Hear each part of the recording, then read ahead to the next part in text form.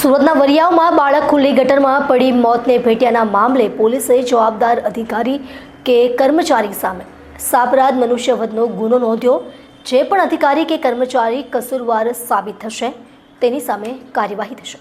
સુરત મનપાની ગંભીર બેદરકારીના કારણે ગટરના ખુલ્લા ઢાંકણામાંથી નીચે પડેલા 2 વર્ષના માસૂમ બાળકે જીવ ગુમાવવો પડ્યો હતો। વરસાદી ગટરમાં પડેલા બાળકનો મૃતદેહ પમ્પિંગ સ્ટેશનમાં મળ્યો હતો। મૃતદેહ સ્મીમેરમાં લઈ જવાતા પરિવારે કસૂરવાર અધિકારીઓ સામે પગલાં ન લેવાય ત્યાં સુધી પોસ્ટમોર્ટમ કરાવવા અને મૃતદેહ સ્વીકારવા ઇનકાર કર્યો હતો। ત્યારબાદ અમરોલી પોલીસ દ્વારા પાલિકાના ગટર વિભાગના જવાબદાર અધિકારી કે કર્મચારી વિરુદ્ધ સાપરાધ મનુષ્યવધનો ગુનો દાખલ કર્યો છે।